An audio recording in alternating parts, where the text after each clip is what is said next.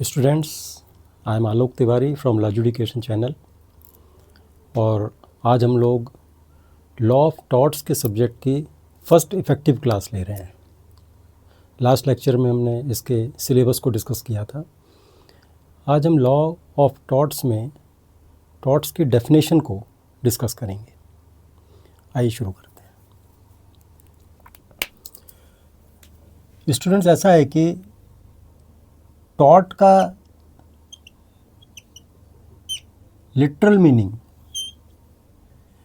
क्योंकि टॉर्ट एक French word है और ये डिराइव किया गया है लैटिन वर्ड टॉर्टम से। और टॉर्टम का मतलब होता है a conduct which is twisted, crooked or wrong, causing injury to other person or persons. That means it is an act of a person which is twisted, which is crooked or which is wrong, due to which it causes injury to other persons or person. दूसरे लोगों को injury हो रही है मेरे action से, जो मैं कर रहा हूँ उसके करने के कारण से दूसरे व्यक्तियों को इंजरी हो रही है, उनको परेशानी हो रही है, इनकन्वीनियंस हो रहा है। अब इसमें आता है कि इसके लिए तो बहुत सारे कानून बने हुए हैं। अगर मैं किसी के राइट्स को इन्फ्रिंज करता हूँ तो मैं सिविल कोर्ट्स में जाके और अपना केस फाइल कर सकता हूँ। ऐसा नहीं है कि सिविल कोर्ट के थ्रू इनका निदान नहीं होता है या वहाँ पर एड्रेस नहीं होते हैं, वहाँ एड्रेस होते हैं और सिविल कोर्ट में ये सारे केसेस लड़े जाते हैं। लेकिन यह बताने का पर्पज़ ये है कि जो टॉर्ट में वो पर्टिकुलर क्राइम्स या कह सकते हैं वो एक्शंस जो कि पहले तो सिविल नेचर होता है, यानी कि जो भी कोई इसमें कोई भी एक्शन होगा ऐसा, वो सिविल क्राइम नहीं कहलाएगा, वो सिविल नेचर का होगा, जिसमें केवल डैमेजेस दिए जा सकते हैं, कोई सज़ा का इसमें प्रावधान नहीं होता है। और ये जनरली कोर्ट्स में भी लड़े जाते हैं और कोर्ट्स से थ्रू ही उसको डैमेजेस मिलते हैं। तो ऐसा नहीं कि ये कोई अलग चीज़ है, लेकिन चूँकि कोडिफाइड नहीं है, कहीं कोड नहीं है ऐसा कि आपको एक थप्पड़ मारने पर इतना पैसा मिल जाएगा, किसी के घर में घुस जाने पर इतने पैसे आपको मिल जाएंगे, ऐसा नहीं है। मतलब ये कि वो चीज़ ऐसी है जो कि डिस्क्रिप्शन पर है कोर्ट की, कि कोर्ट क्या समझती है, तो ये कोर्ट के थ्रू ही हमें मिलता है। अब इसको हम डिस्कस करते हैं। It is transgression from right conduct to the wrong conduct. Transgression जो है वो इटसेल्फ अपने आप में गलत कार्य जो किया होता है, रॉन्ग डूइंग किया होता है। तो सही से गलत की तरफ अगर कोई व्यक्ति कोई काम करता है, कोई एक्शन करता है, तो उसे वो इसको डेफिनेशन में आता है। हिंदी वर्ड में दुष्कृति होता है, दुष्कृति, ये दुष्कर्म कर रहा है, दुष्कृति कर रहा है। वो दुष्कृति वर्ड जो है ना, ये एक्चुअल में टॉर्ट का ही आप समझ लीजिए कि हिंदी रूपांतरण है। Thus tort is an act और omission done intentionally or unintentionally which prejudicially affect a person in some legal private right. यानी हम कह सकते हैं कि ये कोई एक्ट भी हो सकता है और कोई ओमिशन भी हो सकता है। एक्ट का मतलब होता है कि वो एक्शन जो अगर आप करते हो वो अनलॉफुल है, यानी लॉ ने उसे प्रोहिबिट किया हुआ है कि ऐसा आप मत करिए। और ओमिशन का मतलब होता है कि वो एक्शन जो कि लॉ आपको कंपेल करता है कि आप करिए और आप नहीं करते हैं, तो आप वहाँ पर ओमिशन के कारण से गलत कार्य कर रहे हैं उस पर्टिकुलर रीज़न से। जैसे एक सिक्योरिटी गार्ड है, स्विमिंग पूल में उसकी ड्यूटी है। स्विमिंग पूल में बताया गया है कि जो 15 साल से छोटे बच्चे हैं उनके लिए वो पूल नहीं है, गहरा पूल है, और वो देख रहा है कि सामने से 2 बच्चे 7-8 साल के आ रहे हैं और वो उसमें कूदने की तैयारी कर रहे हैं। तो वहाँ पर उसकी ड्यूटी थी कि उन्हें मना करना कि आप इसमें मत जाओ, चाहे कितने भी बोर्ड लगें। लेकिन उसके बाद भी सिक्योरिटी गार्ड चूँकि इसी पर्पज़ से रखा गया था वहाँ पर, तो वहाँ पर जो उसे करना था लॉफुली वो उसने नहीं किया, और कोई भी अगर नुकसान हो जाता है तो उसके लिए वो लायबल रहेगा, उसकी अगेंस्ट में प्रॉपर एक्शंस लिए जाएंगे, लीगल एक्शंस लिए जाएंगे। तो इसको कहते हैं ओमिशन। और एक्ट वो चीज़ जो कि लॉफुल नहीं है, जिसमें लॉ में प्रोहिबिट किया हुआ है, लॉ ने मना किया हुआ है, हमें रेड लाइट वायलेट नहीं करनी है, अगर हम कर जाते हैं अपने एक्शन से तो वो एक्शन कहलाएगा। और अगर सिक्योरिटी गार्ड ने उसको नहीं रोका है तो इन एक्शन जो उसका है वो वहाँ पर अनलॉफुल हो जाएगा। इसलिए ये जो डेफिनेशन लास्ट में आती है कि टॉर्ट इज़ एन एक्ट और omission done intentionally or unintentionally which prejudicially affect a person in some legal private right. ना ज्यूरिस्ट मीनिंग, पहले हम देखते हैं ज्यूरिस्टिक मीनिंग कोई समझ में आ जाए, कोई जजेस ने या किसी ज्यूरीज ने कुछ अगर इस तरह का मीनिंग दिया हो। अब आता है ज्यूरिस्टिक मीनिंग। नो साइंटिफिक और precise definition has emerge so far by the jurist. Jurist ने ऐसी कोई डेफिनेशन नहीं दी है जिसको कहेंगे पूरे एंटायरिटी में उसने कवर कर लिया है सब्जेक्ट को, लेकिन उसके बाद भी ट्राई किया गया है। इसमें सबसे बड़ी बात है कि डॉक्टर विनफील्ड, जो कि इस फील्ड में काफ़ी काम किया है उन्होंने, डॉक्टर विनफील्ड ने पॉइंट आउट किया कि क्या कारण है कि इसकी एक स्पेसिफिक या इसकी एक फर्म डेफिनेशन नहीं दी जा सकी। पहली चीज़ थी the law of tort is not product of statute but is based on judicial decisions.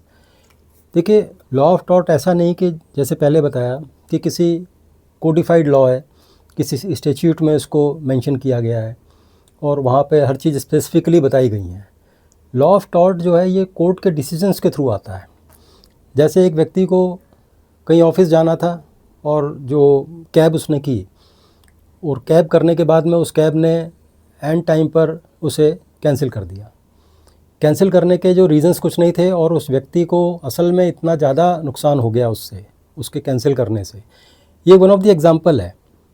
तो ऐसे केस के अंदर वो कोर्ट को अप्रोच करेगा, कंज्यूमर कोर्ट को अप्रोच करेगा, जब इसका जो मेरी सर्विस प्रॉपर नहीं हुई है इस तरह। अगर कोर्ट ऐसा रीज़नेबल महसूस करती है कि उसके पास दूसरी अपॉर्चुनिटीज़ नहीं थी वहाँ पर, या जिस समय उसने कैंसिल किया उस समय और जिस जगह पे था वहाँ पर उसको कैब नहीं मिल सकती थी, तो ऐसे केस में कोर्ट उसको अपने डिस्क्रिप्शन से कुछ डैमेज ऑफ़र करेगी या डैमेज उससे दिलवाएगी। तो यहाँ पर कह सकते हैं कोर्ट के डिसीजंस के थ्रू ये जो टॉर्ट का जो फील्ड है ये डेवलप हुआ है। तो पहली चीज़ तो ये कि चूँकि कोर्ट के डिसीजंस पर बेस्ड है, तो इसलिए कोई सर्टेन चीज़ नहीं कही, कोई सर्टेन एस्पेक्ट या कोई सर्टेन बात या सर्टेन डेफिनेशन देना थोड़ा मुश्किल हो जाता है। दूसरी बात आता है कि the issue was not whether, इसमें इशू ये नहीं है कि defendant had broken some duty which he owed to the plaintiff, but instead whether the plaintiff had any form of action against the defendant and if so in what form। Defendant का यहाँ पर मतलब है कि जो व्यक्ति injury कर रहा है, और प्लेंटिफ का यहाँ मतलब है जो बंदा एग्रीव्ड है, जो पर्सन एग्रीव्ड है जिसके ऊपर के उसने इंजरी की है। यहाँ पर ये कह रहा है कि ये इशू यहाँ पर ये नहीं है कि वेदर जो डिफेंडेंट है उसने कोई ड्यूटी अपनी ब्रोक की है अगेंस्ट द प्लेंटिफ। यहाँ क्वेश्चन है कि क्या प्लेंटिफ के पास कोई रीज़न है उसको कोई डैमेज मिलने का, वो कोई एक्शन ले सकता है। तो ये जो चीज़ यहाँ पर है डिसाइड ये करना बड़ा इंपॉर्टेंट होता है कि जो प्लेंटिफ है क्या उसके पास ग्राउंड है एक्शन लेने का, वो कोई एक्शन ले सकता है। और तीसरी बात ये आती है इसमें कि फाइनल डिफ़िकल्टी है कि the law of tort is still in evolutionary process, अभी भी इवॉल्व हो रहा है लॉ ऑफ टॉर्ट, अभी कोई कोडिफाइड नहीं है कहीं पर भी। और जनरली ये जो गवर्न होता था, ये जो इंग्लिश रूल था उसमें उनके जो कॉमन लॉज थे उनसे गवर्न होता था। कॉमन लॉ जो थे उसमें आपको मालूम है कि जो कोर्ट के डिसीजंस हैं वो बड़े इंपॉर्टेंट थे, जो कस्टम्स थे, ट्रेडिशंस थे, उनके थ्रू कॉमन लॉ डेवलप हुआ था। तो अभी भी वो इवोल्यूशनरी स्टेज में है। तो ऐसे में हम कह सकते हैं कि विनफील्ड ने जो 3 रीज़न बताए वो तीनों रीज़न अपनी जगह पर हैं। कोडिफाइड नहीं होना, इस बात की सर्टेनिटी नहीं होना कि ये जो मेरे खिलाफ एक्शन हुआ है क्या मैं इससे कुछ रेमेडी ले सकता हूँ, इसमें कोई मेरे को डैमेजेस मिल सकते हैं, कहाँ मुझे अप्रोच करना चाहिए, तो ये अनसर्टेनिटी एक है अपनी जगह और ये इवोल्यूशनरी स्टेज में अभी है। इसके अलावा आता है कि since the law of tort is not a codified, जो अभी बताया हमने, तो स्पेसिफिक और एग्जैक्ट डेफिनेशन टॉर्ट की देना थोड़ा मुश्किल हो गया क्योंकि लॉ ऑफ टॉर्ट जो है वो कोडिफाइड नहीं है। तो एक तरह से हमने हल्का सा एक हिंट देने की कोशिश की है कि वो जो एक्शंस या फिर omissions from doing any action, और जो कि एक्चुअल में उसको करने थे लॉफुली लेकिन उसने नहीं किए और अदर पर्सन को इससे इंजरी हुई या उससे लॉसेस हुए, वो रिकवर कर सकता है। वो सिविल इन नेचर होता है, ये क्रिमिनल नेचर के नहीं होते हैं। अब आता है कि एक थोड़ा सा आइडिया दे दिया जाए कि असल में ये लॉ ऑफ टॉर्ट है क्या, मतलब टॉर्ट से क्या मतलब है, किस तरह के एक्शंस को या ओमिशंस को हम मानते हैं कि लॉ ऑफ टॉर्ट में आता है। तो पहले मैं एग्जांपल्स बताता हूँ आपको। जैसे नेग्लिजेंस में कहते हैं a doctor leaves a surgical instrument inside a patients body during an operation. अगर ड्यूरिंग एन ऑपरेशन वो कोई बॉडी के अंदर कोई सर्जिकल इंस्ट्रूमेंट रह गया और ऑपरेशन क्लोज कर दिया उसने, तो ये एक लॉ ऑफ टॉर्ट में आएगा, नेग्लिजेंस के केस है। सेकंड जैसे न्यूसेंस है, a factory continuously releases thick toxic smoke and extreme noise into A neighbouring residential area. कोई एक फैक्ट्री है किसी रेजिडेंशियल एरिया के पास में चल रही है वहाँ पर उसमें थिक स्मोक भी निकल रहा है, उसमें से नॉइस भी आ रही है, कुछ इस तरह की मशीनें चलती हैं उसके यहाँ, जिससे कि जो रेजिडेंट्स हैं उनको इनकन्वीनियंस है। तो यहाँ पर कुछ लॉ एनवायरनमेंट के आएंगे, लेकिन ये it is a nature of tort के बारे में, या टॉर्ट के केस को ये टॉर्ट के केस का एग्जाम्पल है। Then defamation, a newspaper intentionally publish a false story claiming a local business owner steals from the customers, कि एक लोकल बिजनेस ओनर है वो कस्टमर से चोरी करता है, इस तरह की झूठी खबर किसी न्यूज़पेपर ने छाप दी, तो डिफेमेशन का केस बन गया, तो ये टॉर्ट में आएगा। Then trespass, a person walks on to fenced private land without the owner's permission despite seeing clearly warning sign, एक व्यक्ति की लैंड है, उसने उसको फेंस किया हुआ है और बाहर लगाया हुआ है कि भाई ट्रेस पासिंग अलाउड नहीं है, आप इसमें मत आइए, मेरी ज़मीन है। उसके बाद भी कोई फेंस क्रॉस करके अंदर आ जाता है, अंदर मान लीजिए एक अमरूद का पेड़ है, उस अमरूद के पेड़ से कुछ अमरूद चोरी करने आ गया, या किसी और पर्पज़ से आ गया, या अपनी कैटल्स को वहाँ पर, जो कि ग्रास भी वहाँ पर है, तो उसको किसी तरह से अंदर एंटर करा के और उससे ग्रास को फीडिंग करा रहा है।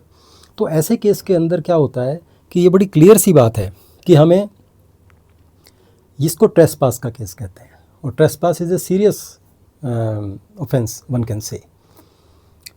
Then assault, a person points a loaded gun at someone and threatens to shoot creating an immediate fear of violence. अगर किसी पर लोडेड गन तान दी जाए तो वो तो एकदम डर जाएगा कि पता नहीं क्या होने वाला है मेरे साथ में, चाहे वो उसको ना मारे। लेकिन ये जो असॉल्ट कहलाता है, यानी कि उसको फियर फॉर लाइफ तो हो गया ना, अपनी जान का तो खतरा हुआ, तो ये भी इस पर्टिकुलर कैटेगरी में आता है। Then battery, an individual intentionally punches another person in the face during an argument causing physical injury. Argument हो गए दो के बीच में, उसमें एक पर्सन ने दूसरे पर्सन के चेहरे पर मुक्के मारने शुरू कर दिए, ये बैटरी के केस में आएगा। तो ये भी आप कह सकते हैं साहब ये तो सीधा क्रिमिनल केस है। ये डिपेंड करता है कि किस तरह के उसने घूंसे मारे हैं, क्या किया है, 2 चांटे मारे, 2 घूंसे मारे, 2 थप्पड़ मारे, कुछ ऐसा असॉल्ट कर दिया जो कि मतलब एक्चुअल में रिकॉग्नाइज़ नहीं हो पाएगा बाद में। तो ऐसे केस के अंदर जैसे उसमें पर्सन लिखा है कि भाई यहाँ पे डिफेंडेंट के लिए नहीं है कि उसने कोई रॉन्गफुल एक्ट किया है, यहाँ पर जो प्लेंटिफ है उसको ये सोचना है कि मैं इसको कैसे प्रूव करूँ, या किस तरह से मैं क्या रेमेडी ले सकता हूँ, क्या मुझे डैमेजेस मिल सकते हैं। Then false imprisonment. Then a store manager locks a customer in an office for hours without valid legal justification or proof of theft.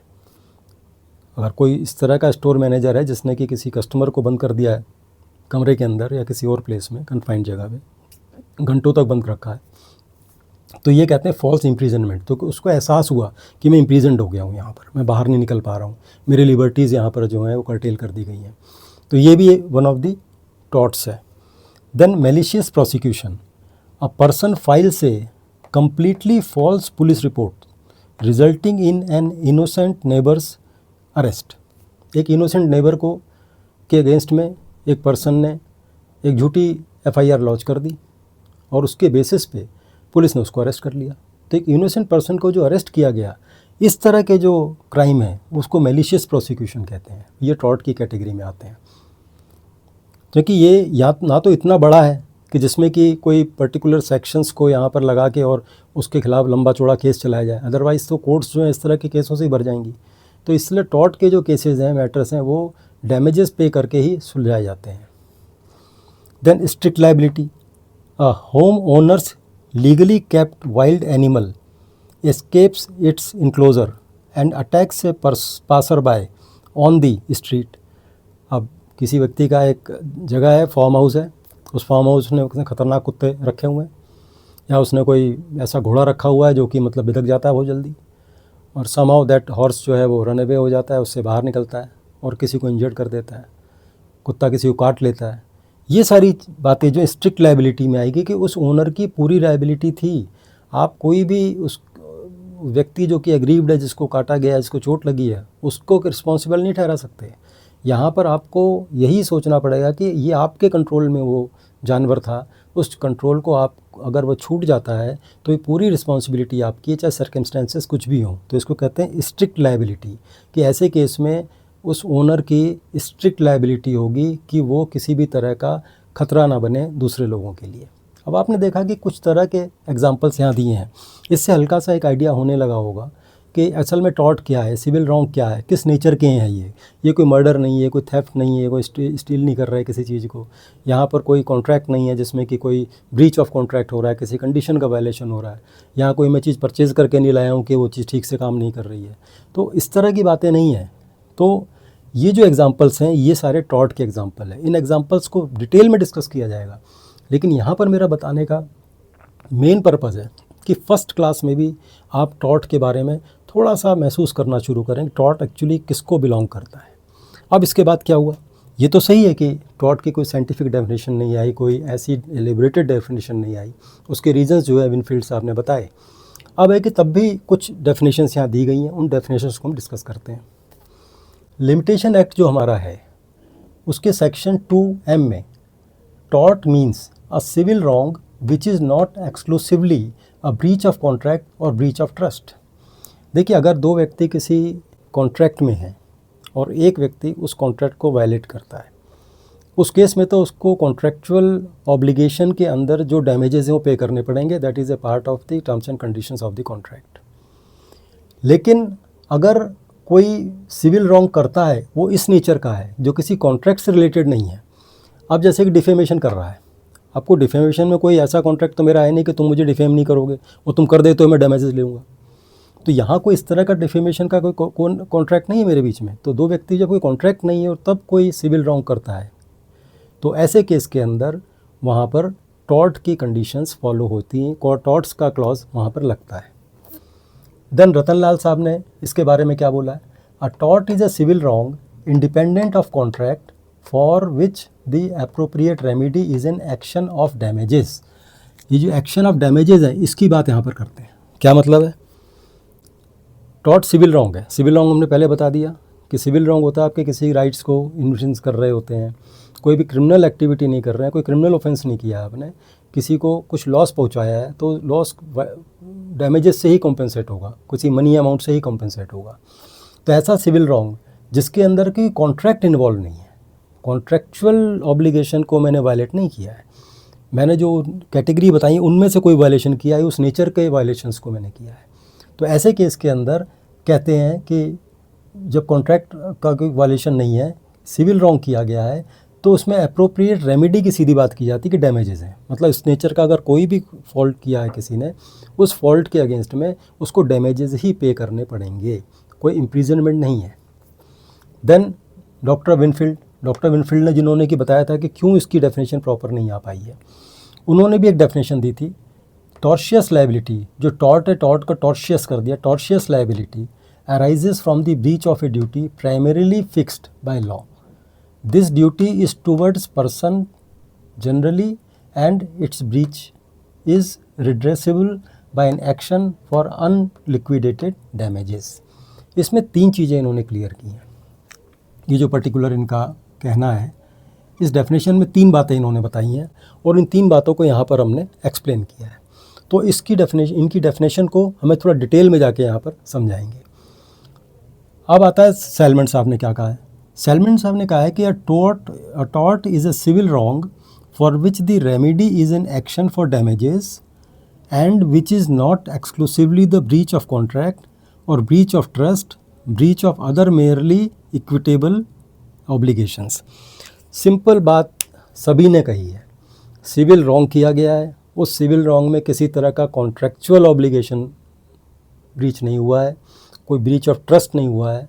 ये उस नेचर का सिविल रॉन्ग है जिसमें कि अगर उसका कोई सोल्यूशन है तो डैमेजेस हैं, डैमेजेस को पे करना है, कि कोर्ट्स ऑर्डर कर देंगे भाई इतने पैसे इसको दे दिए जाएं जो भी तुमने इनकन्वीनियंस इस व्यक्ति को की है। तो ये एक सिंपल डेफिनेशन इन्होंने दी है। अब यहाँ इसके बाद में पहले हम विनफील्ड साहब की जो डेफिनेशन है इसको ज़रा डिस्कस करते हैं। विनफील्ड जी ने जो डेफिनेशन दी उसमें देखिए तीन चीज़ें आई हैं। Tortious liability arises from the breach of a duty primarily fixed by law. Tortious liability arises from the breach of a duty primarily fixed by law. ऐसी कौन सी ड्यूटी है जो लॉ ने फिक्स की है और उसको मैंने वायलेट कर दिया है। तो लॉ कोई अगर ड्यूटी फिक्स करता है, जैसे एग्जांपल दिया गया है, a person is under a legal duty not to assault, not to trespass and not because one has agreed with another to promise such a duty. आप मुझे, कोई व्यक्ति किसी दूसरे व्यक्ति पे असॉल्ट नहीं करेगा, उसको मारेगा नहीं, थप्पड़ नहीं मारेगा, या लोडेड गन उसके कनपट्टी पे नहीं रखेगा। ये बात कानून ने कहा है, यानी कि एक लीगल पॉइंट है जिसका क्या वायलेशन कर रहे हो। एक लॉफुल चीज़ है कि लॉफुली आप किसी को डैमेज नहीं करोगे, किसी को मारोगे नहीं। उसी प्रकार से ट्रेसपासिंग लॉ ये कहता है कि आप किसी दूसरे की प्रॉपर्टी में बिना उसकी परमिशन के एंटर नहीं करोगे। इसका मतलब जो लॉफुल एक्ट है वो अगर आप नहीं करते हो तो टॉर्शियस लायबिलिटी वहाँ पर अराइज हो जाती है। तो tortious liability arises from the breach of a duty primarily fixed by law. This duty is fixed by law, primarily law ने फिक्स की है कि किसी को नहीं मारना है, किसी की प्रॉपर्टी विदाउट परमिशन के एंटर नहीं करना है। तो ये जो पर्टिकुलर दोनों तरह की बात हैं जिसके अंदर कि हम ट्रेसपास कर रहे हैं या असॉल्ट कर रहे हैं, ये दोनों ही चीज़ें हम लॉ के वायलेशन में कर रहे हैं। पहला पॉइंट तो ये हुआ। अब इसके नेक्स्ट पॉइंट इन्होंने क्या बताया, this duty is towards persons generally. अब ये ड्यूटी जो है ना जनरली सभी पर्सन के ऊपर होगी, मतलब स्पेसिफिक लोगों के, कि इसके अगेंस्ट है इसके अगेंस्ट नहीं है। ड्यूटी का मतलब है कि अगर मैं रैशली ड्राइव कर रहा हूँ, इसका मतलब है कि मैं उस कानून को जो मोटर व्हीकल एक्ट का है उसको मैं वायलेट कर रहा हूँ, जिसमें कहा गया है कि मुझे एक इस स्पीड पर इस तरह से अपनी लेन में गाड़ी चलानी है।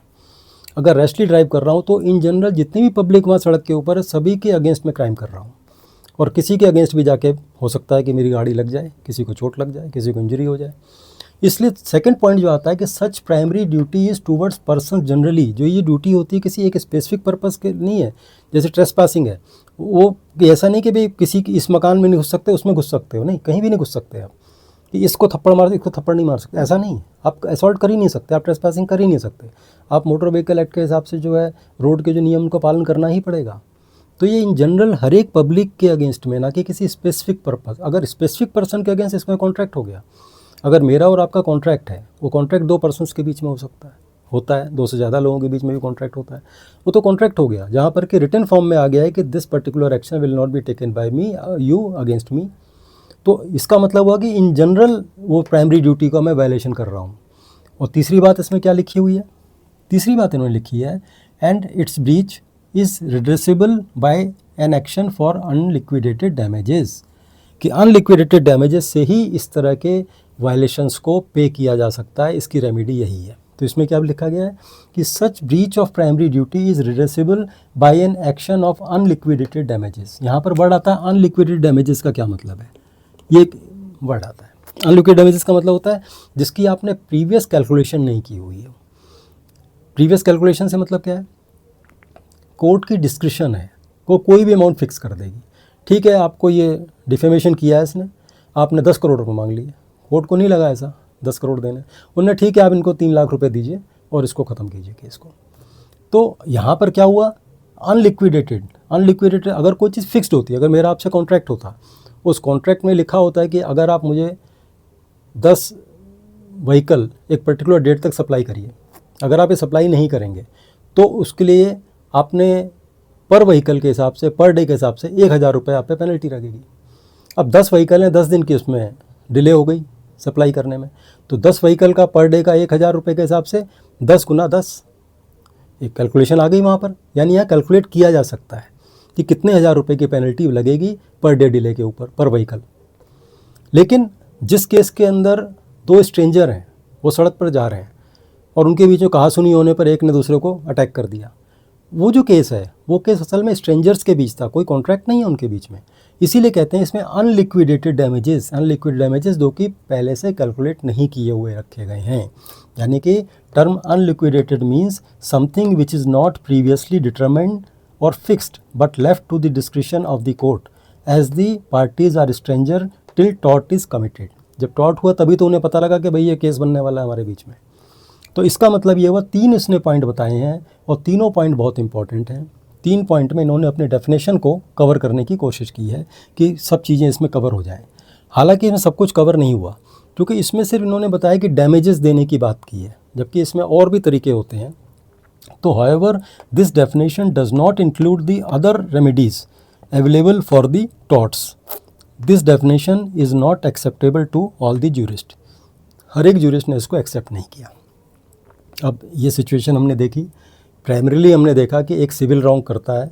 सिविल रॉन्ग का मतलब है कि जो लॉ ने आपको प्रोहिबिट किया हुआ है, जो लॉ फुल आपका करना चाहिए, आप उसके अगेंस्ट में कोई चीज़ कर रहे हैं, और इसमें एक पर्सन दूसरे पर्सन को इनकन्वीनियंस होता है, उससे इंजरी होती है, और इस तरह के वायलेशन में केवल डैमेजेस ही पे किया जा सकते हैं। ये मिस्टर विनफील्ड की डेफिनेशन में आया। मोस्ट अप्रोप्रिएट डेफिनेशन जो बताई गई है वो है डॉक्टर अंडरहिल की। डॉक्टर अंडरहिल की डेफिनेशन को थोड़ा सा हम डिटेल में जाएंगे, क्योंकि ऐसा है, इनकी डेफिनेशन विनफील्ड्स आपकी डेफिनेशन से ज़्यादा बेटर है। इन्होंने कहा कि a tort is an act और ओमिशन। अभी एक्ट और ओमिशन हम डिस्कस कर चुके हैं। जो लॉ कहती है आपको करना है, अगर वो आप नहीं करते हो तो ओमिशन है, और जो लॉ कहती है आपको नहीं करना है और आप करते हो तो उसे कहेंगे एक्ट, कि आपने अनलॉफुल एक्ट किया है। तो ये टॉर्ट इज़ एन एक्ट और omission which is unauthorised by law और इंडिपेंडेंट ऑफ कॉन्ट्रैक्ट।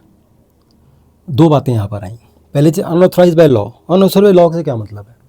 ट्रेसपासिंग का केस है कि कोई व्यक्ति दूसरे की प्रॉपर्टी में बिना परमिशन के नहीं जाए, लेकिन अगर किसी व्यक्ति को रिकवरी करनी है, कोई कोर्ट का ऑर्डर के थ्रू उसमें कब्ज़ा करना है, तो उस केस में क्या होगा? वहाँ भी वो ट्रेसपासिंग है, मेरी परमिशन से तो आए नहीं हो तुम। वो लॉफुल एक्ट है, क्योंकि वहाँ पर अनऑथराइज एंट्री नहीं है उसकी, उसको कोर्ट ने ऑथराइज़ किया है कि आप जाइए इस काम को करिए। अगर कोई रिकवरी करनी है किसी रिकवरी एजेंट को, रिकवरी एजेंट प्राइवेट वाले नहीं, जो सरकारी रिकवरी एजेंट्स हैं, जो कोर्ट के थ्रू वहाँ पर एज ए कमिश्नर अपॉइंट किए गए हैं, वो उस रिकवरी के लिए वहाँ जाते हैं, उसका पोजीशन लेने के लिए जाते हैं। तो ऐसे केस के अंदर उसको ट्रेसपास नहीं कहा जाएगा। तो इसलिए पहला वर्ड जो इसमें यूज़ किया गया है वो किया गया है which is unauthorised by law. वो एंट्री जो कि लॉ ने अनऑथराइज़ की है, लेकिन जो एंट्री लॉ ने ऑथराइज्ड की है वहाँ पर ये रूल नहीं लगेगा। सेकंड क्या बोला? Independent of contract. बार बार हम कह रहे हैं दो लोगों के बीच में कॉन्ट्रैक्ट नहीं होना चाहिए। अगर कॉन्ट्रैक्ट का वायलेशन है तो वहाँ पर फिर आर्बिट्रेशन एक्ट और दूसरे एक्ट्स लगेंगे, जिसके अंदर की रेमेडी ली जाएगी और कोर्ट के थ्रू उसको एडजुडिकेट किया जाएगा। अब तीसरी बात आती है इन्फ्रिंजेस। जब मैं किसी के राइट को वायलेट करता हूँ तो मैं वर्ड यूज़ करता हूँ इन्फ्रिंज। तो जब मैं राइट वायलेट कर रहा हूँ यहाँ पर इन्फ्रिंजेस आइदर, कौन से राइट? तीन तरह के राइट बताए हैं कि इन तीन तरह के राइट्स को जब मैं वायलेट करता हूँ तो यहाँ पर टॉर्ट लगेगा, जो कि सिविल रॉन्ग है। पहला क्या है? सम एब्सोल्यूट राइट ऑफ अनदर। वो व्यक्ति ए का उस राइट को वायलेट कर रहा है जो कि उसका एब्सोल्यूट राइट है, जो मतलब कानून ने उसको पूरी तरह से दिया हुआ है। कौन से एब्सोल्यूट राइट होते हैं? डिफेमेशन। मेरी जो रेपुटेशन है उसको सेव रखना, उसको ठीक रखना, एक मेरा एब्सोल्यूट राइट है। ये मेरा एक कह सकते हैं कि ये मुझे फंडामेंटल राइट मिला हुआ है। तो इस राइट का अगर वायलेशन होता है तो उस वायलेशन को हम कहेंगे एब्सोल्यूट राइट की कैटेगरी का वायलेशन हुआ है। ट्रेसपास, मेरी प्रॉपर्टी में मैं पीसफुली रहूं, मेरे पोजीशन में रहे, दूसरा कोई व्यक्ति अनऑथराइजली मेरे प्रॉपर्टी में एंटर ना करे। अगर वो करता है तो ट्रेसपास होगा, क्योंकि मुझे एब्सोल्यूट राइट है मेरी प्रॉपर्टी को एंजॉय करने का। तीसरा असॉल्ट, फिज़िकल सेफ्टी, मेरी बॉडी फिज़िकली सेफ रहे, इसको किसी तरह का खतरा नहीं हो किसी से। अगर वो खतरा होता है, क्योंकि ये राइट मेरा एब्सोल्यूट राइट है, ये भी कॉन्स्टिट्यूशन मुझे देता है, तो यहाँ पर भी असॉल्ट कैटेगरी भी हम कहेंगे ये एब्सोल्यूट, यानी कि डेफेमेशन, ट्रेसपास, असॉल्ट, इसी तरह से बैटरी, इसी तरह से फॉल्स इम्प्रिजनमेंट, ये वो कंडीशंस हैं जो कि एब्सोल्यूट राइट्स के अंदर आती हैं। और जब एब्सोल्यूट राइट का वायलेशन होता है तो चाहे मुझे नुकसान हो चाहे ना हो, एक्चुअल में मुझे डैमेजेस मिलेंगे। चाहे एक्चुअल में मेरा कोई नुकसान नहीं हुआ, वो आया मेरी प्रॉपर्टी में घुसा, घूम फिर के चला गया, परेशान करके चला गया, मैंने केस दायर किया, तो उस केस के अंदर या तो उस जस्टिफिकेशन देना पड़ेगा उसे कि मैं क्यों आया था और कैसे वो जो मेरा एंट्री था वो अनलॉफुल नहीं था। लेकिन अगर वो ऐसा है किसी ने किसी को थप्पड़ मार दिया तो ऐसे केस के अंदर उसको डैमेजेस देने ही पड़ेंगे, चाहे उसकी इंजरी ग्रीवियस हो ना हो, चाहे आधे घंटे में ठीक हो गया हो। तो ऐसा केस जिसके अंदर की मेरे एब्सोल्यूट राइट को इन्फ्रिंज किया जाएगा, वहाँ मुझे 100% डैमेजेस मिलेंगे विदाउट प्रूविंग कि मुझे कुछ लॉस हुआ है। अब सेकंड कैटेगरी क्या है? Some qualified rights causing damages. Qualified rights वो होते हैं जिस राइट्स के अंदर मुझे सामने वाले से गलती तो हुई है, लेकिन यहाँ मुझे प्रूव करना पड़ता है कि मुझे लॉस हुआ है। अब क्वालिफाइड कौन से हैं? नेग्लिजेंस, जैसे डॉक्टर की गलती से एक इंस्ट्रूमेंट अंदर रह गया और डॉक्टर साहब ने उसको दोबारा से चीरा लगाया, खोला और इंस्ट्रूमेंट को बाहर निकाल कर दोबारा से टाँके लगा दिए। अब यहाँ पर ठीक है, हॉस्पिटल की नेग्लिजेंस है और इस नेग्लिजेंस का उनको कुछ ना कुछ देना ही पड़ सकता है, लेकिन इस केस में भी पर्सन हैज़ टू प्रूव कि साहब मेरी ये डैमेज हुआ है। अगर उस व्यक्ति को कुछ हो जाता है, डेफिनेटली डैमेज बहुत बड़ा सीरियस डैमेज है, वहाँ उसको पूरा डैमेज मिलेगा। लेकिन जहाँ पर वो तुरंत ही उसको पकड़ा गया, उस रिकॉग्नाइज़ कर लिया गया और नेक्स्ट डे उन्होंने पेन हुई, वो गए, उन्होंने ऑपरेशन किया विदाउट चार्जिंग एनीथिंग और बड़ी माफ़ी मांग के किया, तो इसका मतलब हुआ कि वहाँ पर एक्चुअल में डैमेज नहीं हुआ है। नेग्लिजेंस जो है वो एक ह्यूमन नेग्लिजेंस की कैटेगरी में आ गई। उसी तरह से न्यूसेंस, अगर कोई न्यूसेंस करता है तो मुझे प्रूव करना पड़ेगा। अगर कोई इस तरह का शोरगुल बहुत ज़्यादा कर रहा है तो मुझे प्रूव करना पड़ेगा कि इसके कारण से मुझे ये इनकन्वीनियंस हो रहा है, मैं हार्ट पेशेंट हूँ, मैं उसके कारण से सो नहीं पा रहा हूँ, या मेरे को अटैक आ गया, या फिर मैं इसके लिए मेरे घर में व्यक्ति आए हुए थे, इनको अटैक आ गया, इनको मुझे इलाज कराना पड़ा, कुछ भी है उसको प्रूव करना पड़ेगा। हाँ, जहाँ पर एनवायरनमेंट की बात आती है कि कोई थिक स्मोक निकल रहा है तो डेफिनेटली एनवायरनमेंट के प्रोटेक्शन के लिए और बहुत सारे भी एक्ट हैं, लेकिन कवर ये टॉर्ट के अंदर ही होगा, जो डैमेजेस है टॉर्ट के थ्रू होगा। तो यहाँ पर क्रिमिनल नेग्लिजेंस एक अलग चीज़ होती है, एक सिविल की बात यहाँ पर हो रही है। कोई एक फैक्ट्री चला रहा है और धुआं पूरे में हो रहा है, उसके कारण ऐसा नहीं कि किसी को एकदम से कोई अटैक हो गया, जैसे कि भोपाल गैस कांड हुआ था, तो वहाँ तो लोग मर गए और उसके बाद में कई पीढ़ी तक उनको परेशानी हुई है, तो वो एक अलग मैटर है उस तरह का केस का। तो ये दोनों ही नेग्लिजेंस और न्यूसेंस, ये दोनों हमारे आते हैं क्वालिफाइड में। एक मैलिशियस प्रोसिक्यूशन, कोई झूठा केस कर देता है मेरे खिलाफ, तो उसके बाद में वो केस वापस ले लेता है, या फिर कोर्ट खुद ही पहली दूसरी हियरिंग में डिसमिस कर देती है उस केस को। ये हाँ, ज़रूर वहाँ पे अरेस्ट हुई है। अब वहाँ पर वो डिफेमेशन ले भी सकता है, मतलब अपने उसके लिए कि साहब मेरे को तो इतना परेशानी हुई है तो मुझे मिलना चाहिए कुछ ना कुछ, तो वहाँ पर लेकिन थोड़ा प्रूव करना पड़ेगा, एकदम से नहीं मिल जाएगा कि झूठा केस का वो भी अपना कुछ ना कुछ फ्रंट रखेगा अपोजिट पार्टी।